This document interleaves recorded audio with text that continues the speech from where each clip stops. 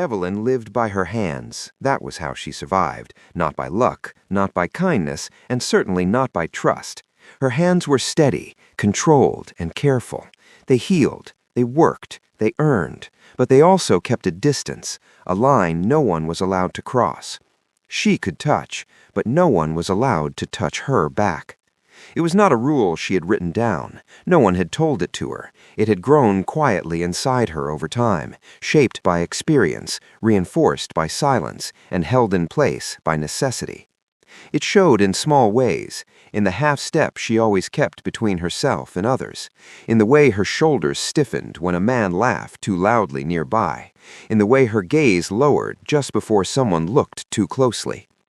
6 years in the small room above the saloon taught her that distance was safety. The room itself was simple, almost bare, but it was hers. A narrow bed with tightly pulled sheets, a wooden chair that never moved from its place, a small table lined with bottles of oil and jars of balm, a porcelain basin chipped along the edge. Everything had its place. Everything stayed where she left it. Below, the saloon was already beginning to stir. The low murmur of voices thickened into laughter. Boots dragged across wooden floors. Glasses clinked. Someone struck the piano, off-key as always. The sound rose through the floorboards like a reminder. This was not her world, but it was the only one she had. Evelyn stood before the small mirror on the wall, pinning back her dark hair. A few strands slipped loose, brushing against her cheek. She paused, watching herself for a moment longer than usual. Then she turned away. Another evening, another set of hands to work on, another boundary to hold. She reached for the oil bottle just as the sound came. Footsteps, not the usual kind, not rushed, not uneven, not dragged by drink or exhaustion. These were steady, measured, each step placed carefully on the creaking staircase, as if the man climbing it understood the sound it made and chose not to fight it. Evelyn's hand stilled. Her body reacted before her thoughts could catch up. Her breath slowed, her shoulders straightened, her fingers curled slightly against the edge of the table, grounding herself in something solid. The steps stopped outside her door. A pause, then 3 knocks, even, spaced, not demanding, not impatient, just deliberate. Evelyn felt something shift inside her chest, subtle but undeniable. She did not like it. "Come in," she said, her voice level. The door opened slowly.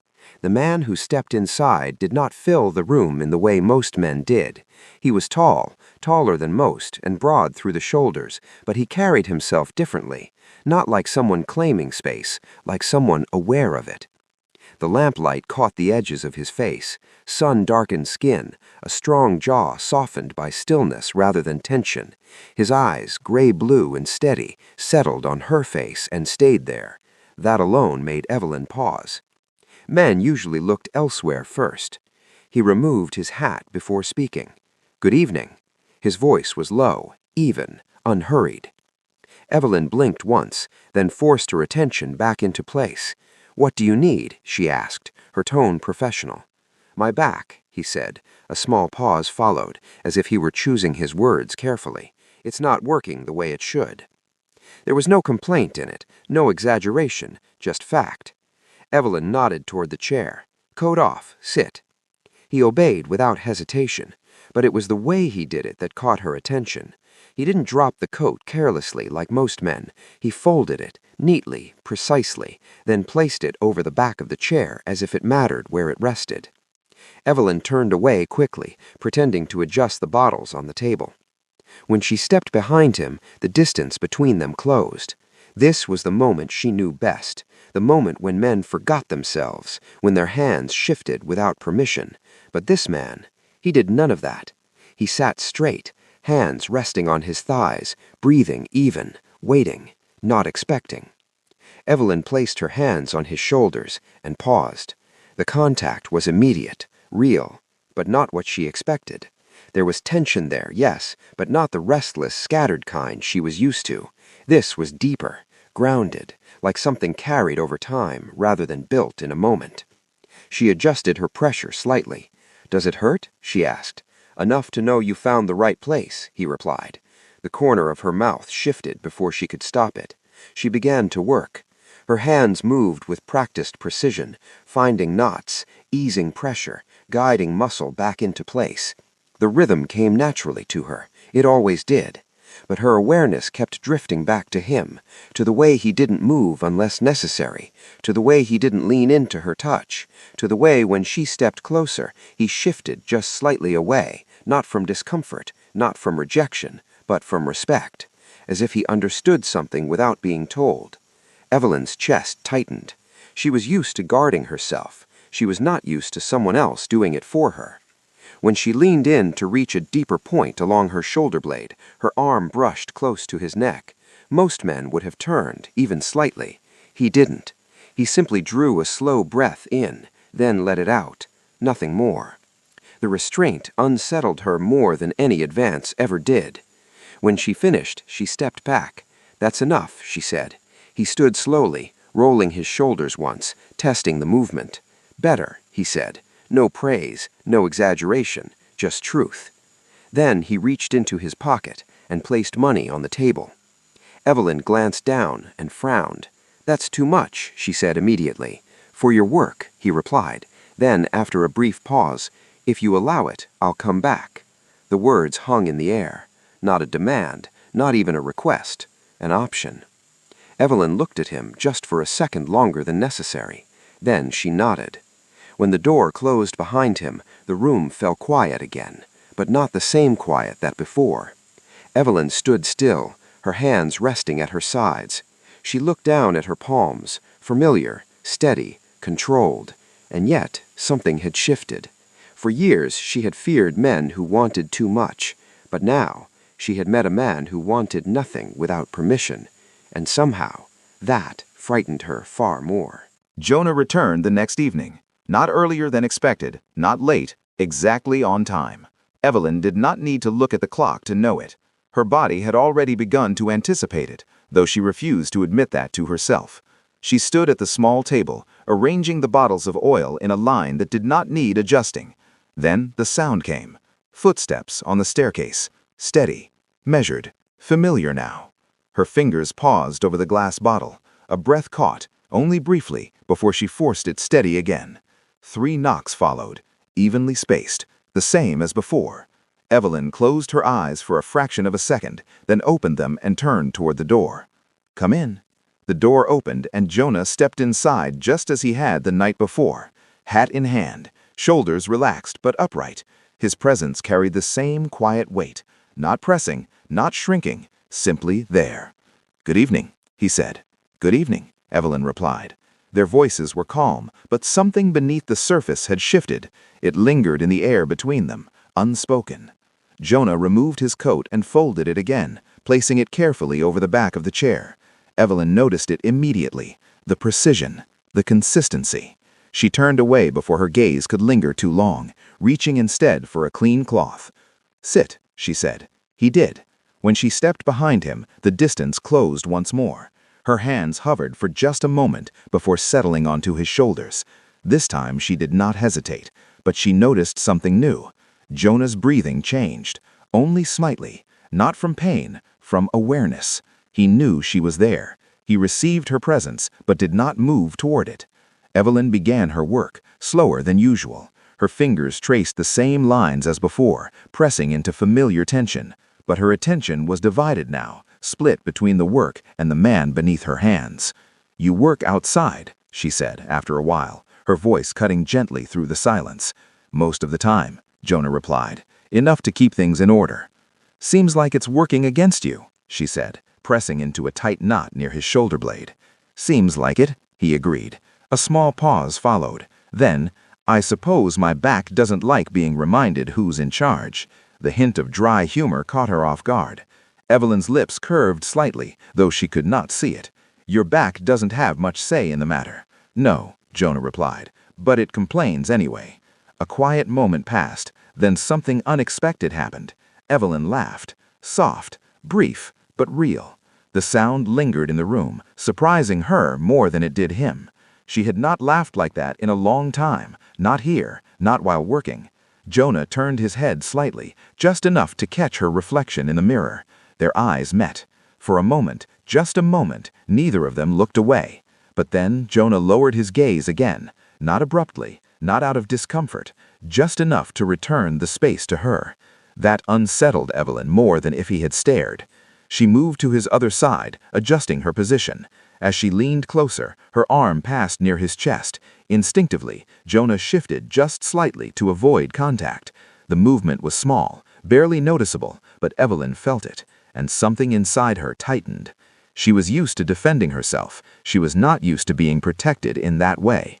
"Does it still hurt?" she asked, her voice quieter now. "Less," he said. "Not gone, but better." She nodded, though she could not see it. They fell into silence again, but it was different from the silence before. It wasn't empty. It held something neither of them tried to name. Evelyn found herself noticing details she had ignored the night before. The way his boots were placed neatly beneath the chair, the way his hands remained still, resting evenly on his thighs, the way he did not try to control the session in any way.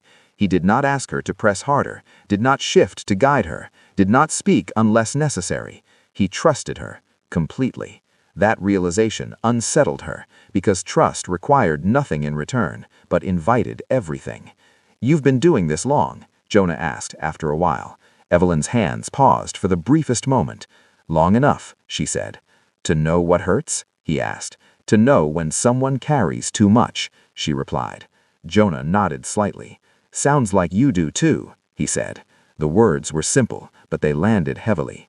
Evelyn's chest tightened. She did not answer. Instead, she resumed her work, focusing more carefully now, as if precision could steady what had shifted inside her. Jonah did not press further. He did not ask questions. He simply let the silence return. And in that silence, something changed again. Not in the space between them, but in Evelyn herself. When she finished, she stepped back. "That's enough," she said. Jonah stood slowly, rolling his shoulders once more. His eyes closed briefly, as if memorizing the absence of pain. "Better," he said again. He reached into his pocket and placed money on the table. Evelyn glanced at it. Exact amount, no more, no less. She looked up at him, surprised. "You didn't," then stopped. He tilted his head slightly. "Didn't what?" "Nothing," she said quickly. But she understood. The first time he had given more, not to buy anything, just to show appreciation. This time he gave exactly what was asked. Nothing extra, nothing implied, no expectation. Jonah picked up his hat. "Same time tomorrow?" he asked. The question was simple, but it carried no weight, no assumption, just an option. Evelyn felt her answer rise before she could measure it. "Yes." Jonah nodded once, then he turned and walked toward the door. He paused for just a moment, his hand resting on the handle. "Good evening, Evelyn," he said. The way he said her name was quiet, careful, as if it mattered. "Good evening," she replied. The door closed, his footsteps faded down the stairs, and the room grew still again. Evelyn stood there for a long moment, then she moved slowly to the table and looked down at the coins. Exact, precise, uncomplicated. She placed her hand over them, then lifted it again, as if testing whether they were real. Then she looked at her palms, still steady, still hers, but something had changed. For years she had known how to guard herself against men who took too much. She had built her life on that knowledge, but now she was faced with something she did not understand. A man who took nothing, who asked for nothing, who crossed no lines. And yet he returned, every day, by choice. Evelyn stood slowly on the edge of the bed. Her hands rested in her lap, and for the first time in a long time, she allowed herself to think something she had been avoiding. There were men who frightened her because they wanted too much, but there were also men who frightened her because they only wanted what was freely given, and she did not yet know which kind was more dangerous.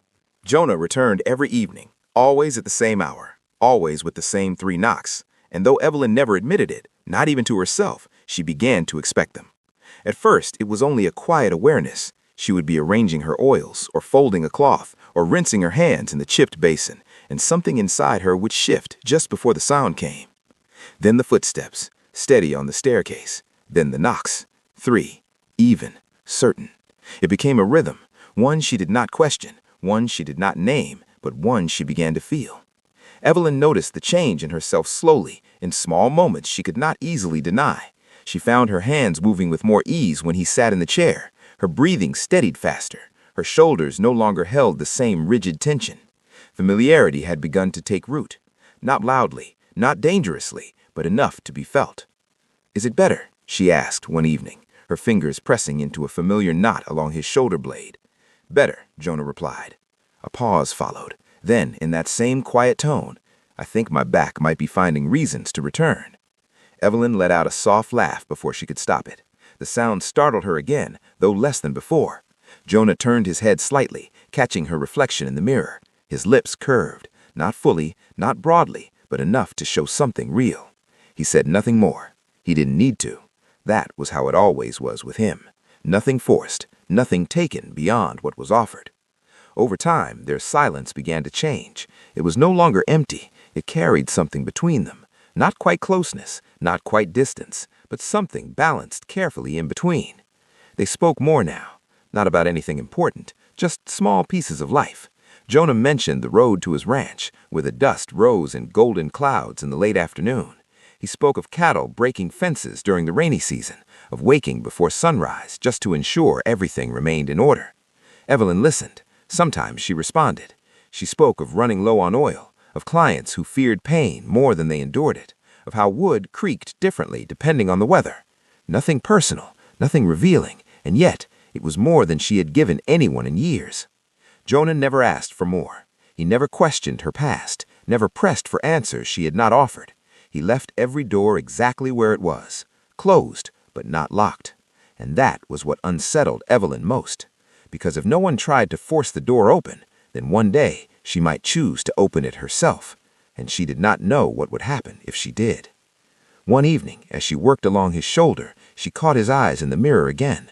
This time, the moment lasted longer, not by intention, but by stillness. He looked at her, truly looked, not past her, not through her, at her. And when their eyes met, he did not look away immediately, but neither did he hold her there. He simply acknowledged her, then lowered his gaze again. The restraint in that small moment made her chest tighten. Evelyn moved away quickly, shifting to his other side, her hands finding their work again. But her heartbeat had changed, and she knew it. She noticed more now, things she had not allowed herself to see before.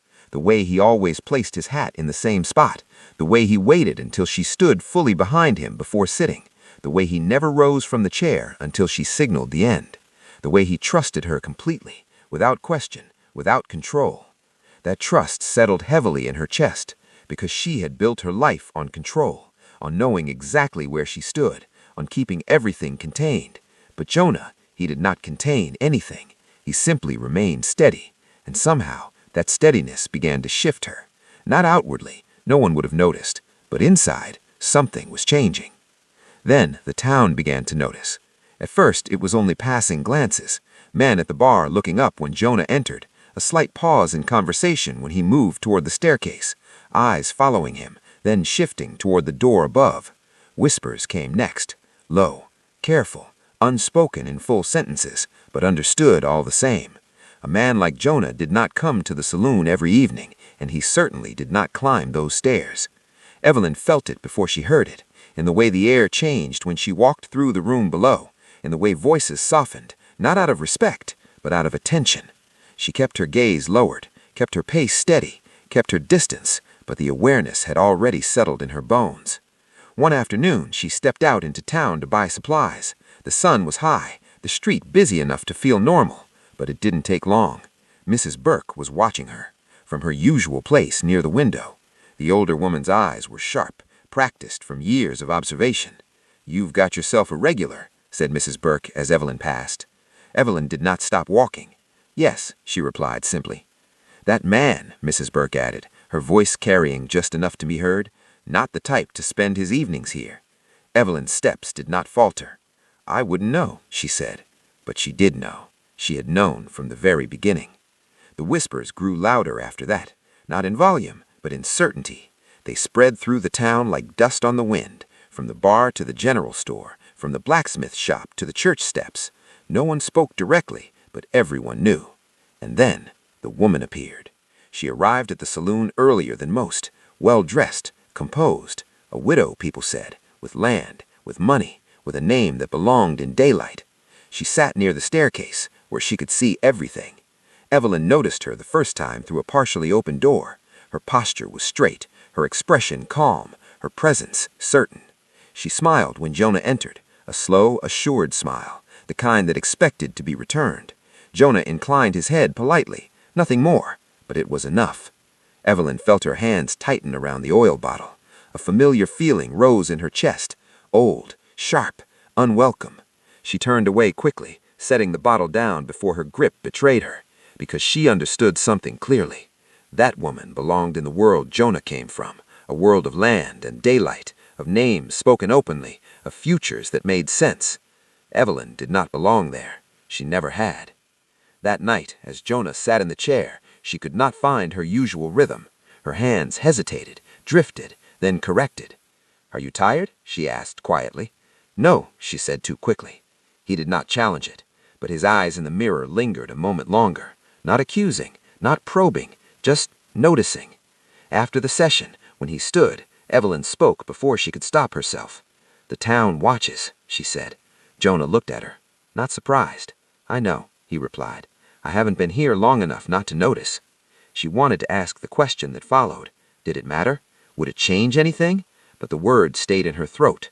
Jonah picked up his hat. "If it makes you uncomfortable," he began. "No," she interrupted, too quickly, too firmly. She didn't know what she was protecting, him, herself, or the fragile balance between them. Jonah nodded once, taking her answer as truth, not questioning it. When he left, the room felt different again, not empty, but unsettled. Evelyn stood alone, her hands resting on the table. Her gaze drifted to the mirror, then to her own reflection, and for the first time she saw the distance she had always kept, and the way it was beginning to change, not because someone had crossed it, but because someone had chosen not to, and that choice was beginning to pull her closer than she had ever intended to go. Jonah arrived a little later than usual that evening. Not enough for most people to notice, but enough for Evelyn. She had been standing by the table longer than necessary, her hands resting on the edge, her attention drifting toward the door each time a sound rose from below. She told herself she was waiting for nothing in particular, but when the footsteps finally came, steady, familiar, something in her chest loosened before she could stop it. Then the knocks. 3. The same as always. Evelyn closed her eyes briefly, then opened them and moved to the door. "Come in." Jonah stepped inside, hat in hand, his expression calm. But there was something different, not in the way he stood, not in the way he looked at her, in the pause that followed. A slight hesitation, as if something unspoken had arrived with him. Evelyn stepped aside. "Sit," she said. He removed his coat, folded it as always, and placed it carefully on the chair. When he sat, his posture remained straight, but his shoulders held a tension she had not felt before. Evelyn noticed immediately. She always noticed. She reached for the oil, poured a small amount into her palm, and stepped behind him. Her hands. Jonah arrived a little later than usual that evening. Not enough for most people to notice, but enough for Evelyn. She had been standing by the table longer than necessary, her hands resting on the edge, her attention drifting toward the door each time a sound rose from below. She told herself she was waiting for nothing in particular, but when the footsteps finally came, steady, familiar, something in her chest loosened before she could stop it. Then the knocks. 3. The same as always. Evelyn closed her eyes briefly, then opened them and moved to the door. "Come in." Jonah stepped inside, hat in hand, his expression calm. But there was something different, not in the way he stood, not in the way he looked at her, in the pause that followed. A slight hesitation, as if something unspoken had arrived with him. Evelyn stepped aside. "Sit," she said. He removed his coat, folded it as always, and placed it carefully on the chair. When he sat, his posture remained straight, but his shoulders held a tension she had not felt before. Evelyn noticed immediately. She always noticed. She reached for the oil, poured a small amount into her palm, and stepped behind him. Her hands hovered for just a moment before settling onto his shoulders. Warmth, tension, but something else beneath it, something waiting. She began to work, slow, measured, letting the rhythm come before the questions. The silence stretched longer than usual. Not empty, not comfortable either. Just full. Then Jonah spoke. "Evelyn." Her hands paused for a fraction of a second, not enough to break the work, but enough for him to know she was listening. "There's something I need to say," he continued. His voice was the same, low, steady, but the words carried weight. "You can keep working. I don't want to interrupt." Evelyn drew a slow breath and let her hands move again. "Go on," she said. Jonah waited a moment, choosing his words. "I'm not coming here only for the work anymore." The sentence settled into the room, quiet, unforced, but undeniable. Evelyn's fingers pressed into the muscle beneath her palm, but she no longer felt the work the same way. Her awareness had shifted entirely. She said nothing, because she didn't know what to say. "I don't expect anything," Jonah continued, "and I'm not here to ask for anything." Another pause. "I just want you to know, so if you need to, you can tell me to stop." Stop. The word echoed through her mind. Simple, clear, an exit, given freely. Evelyn swallowed. Her hands trembled slightly before she steadied them. "And if I say stop?" she asked, her voice controlled. Jonah nodded, though she could not see it. "Then I stop," he said. "No conditions. No hesitation. Just truth." That was what unsettled her most. Evelyn was used to refusing, used to guarding, used to defending herself against pressure. But this was not pressure. This was choice. And choice meant responsibility. Her responsibility. She slowed her movements, then stopped altogether. The session ended early, not because the work was done, but because something else had begun. Jonah stood, picked up his coat, but did not put it on immediately. "You don't have to answer tonight, or tomorrow, or at all." Evelyn turned away, her back to him, because if she looked at him, she might speak before she understood her own thoughts. Jonah placed his hat back on his head. "I'll follow your decision," he added. Then he left. The door closed softly behind him, and the room fell silent, but not the familiar silence. This one pressed against her. Evelyn stood still, her hands resting on the table. Her chest rose and fell slowly. She had been given something she had never truly had before, a choice without pressure, a truth without demand, and it frightened her, because for years her safety had come from knowing exactly what men wanted, from knowing how to refuse it, from keeping everything controlled. But now, she did not know what to refuse, or what to accept. That night, Evelyn did not sleep. She lay on the narrow bed, staring at the ceiling, the faint glow of the saloon below flickering through the floorboards. Laughter drifted upward, glass clinked, the piano played badly. All familiar sounds, but they did not steady her. They only reminded her that the world continued as usual, while she stood somewhere uncertain. She turned onto her side, her hand resting against her chest. Her heartbeat was steady, but not calm. She thought of Jonah, of the way he had spoken, of the way he had not asked for anything more than truth, of the way he had placed the decision entirely in her hands. That was what unsettled her most. Not his interest, not his presence, but his restraint. Because if he had pushed, she would have known what to do. She would have refused, closed the door, stepped back into the life she understood. But he had not pushed. He had stepped back and left the space open for her. Near dawn, Evelyn sat up. The room felt smaller than usual, or perhaps she felt larger inside it. She placed her feet on the cold wooden floor, stood slowly, walked to the small mirror.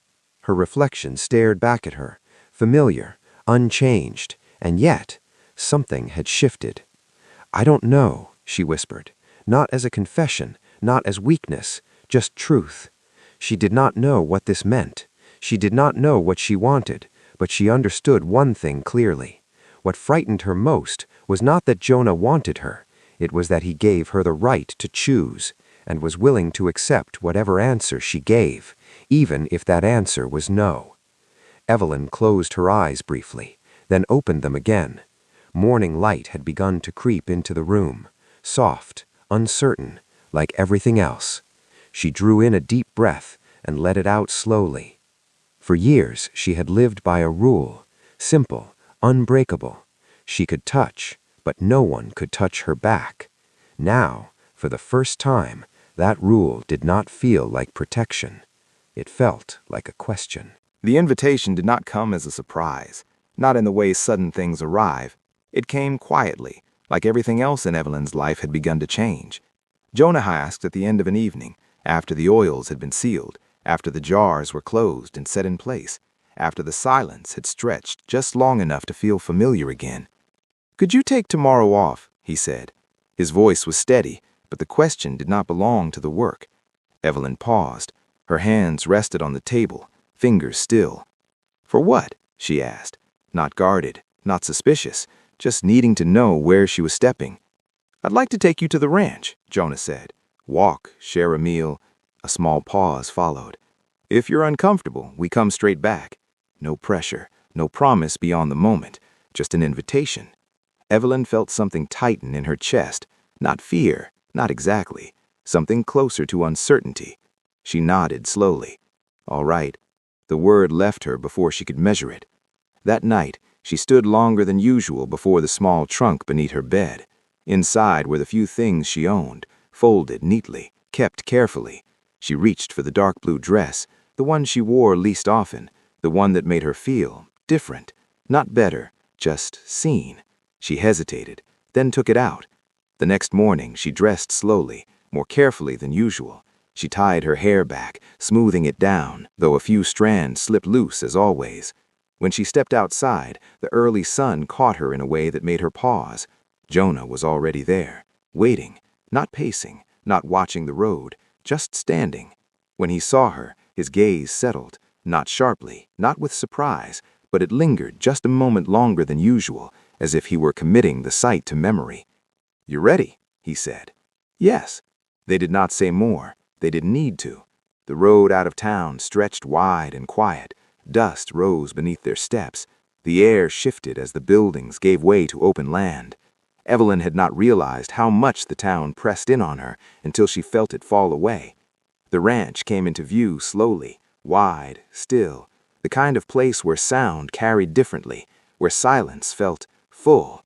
Jonah showed her the land without ceremony, the fence line, the barn, the narrow stream that cut through the edge of the property. Evelyn slipped off her shoes and stepped into the water. The cold made her inhale sharply, then laugh, soft, unrestrained. The sound surprised her again, but this time she did not stop it. Jonah watched, said nothing, just let the moment exist. They returned to the house when the sun rose higher. Inside, everything was simple, clean, ordered, but lived in. Jonah handed her a knife. "What would you like to do first?" he asked. The question was small, but it held something larger. Choice. Evelyn blinked once, then answered, "I'll cut these." And just like that, they worked side by side. No expectations, no roles forced upon her, just two people moving through a shared moment. The meal was quiet, but not empty, and for the first time in a long while, Evelyn did not feel the need to guard herself, not fully, not tightly. By late afternoon, they sat on the porch. The wind moved slowly across the land. The sky stretched wide and low. Jonah leaned back slightly, his hands resting loosely. Then he spoke. "Would you stay tonight?" The words landed gently, no weight behind them, no reach, just offered. Evelyn's breath caught. Her mind moved quickly, then slowed. She thought of the room above the saloon, of the narrow bed, of the rules she had lived by. Then she thought of the morning, the stream, the quiet, the way nothing had been taken from her, only given space. She drew in a breath. "All right," she said. Her voice did not shake. Inside the house, the light dimmed slowly. Jonah lit a lamp. The glow spread softly across the room. Evelyn stood near the window, her hands clasped. She did not know what came next, and for the first time, that uncertainty did not come from fear of being taken, but from being allowed to choose. "There's only one bed," Jonah said. His tone was matter-of-fact. "If that's uncomfortable, I'll take the floor." Evelyn turned. He was already unfolding a blanket, not looking at her, not waiting for approval, just preparing. "You don't need to," she said softly. The words surprised her, but they were true. She stepped closer. "I don't sleep well alone in unfamiliar places." Honesty, simple, unhidden. Jonah looked up, met her gaze. "Then we share the bed," he said. "If you want. Nothing more." "Nothing more." Evelyn nodded. "We'll just sleep." Not a condition, a reassurance. To herself. They lay down on opposite sides, space between them, enough to avoid contact. The lamp burned low, shadows softened. Evelyn stared at the ceiling, listening. To his breathing, even, steady, never reaching towards her. Time passed. Then, "Jonah," she whispered. "Yes?" He answered immediately, as if he had not slept.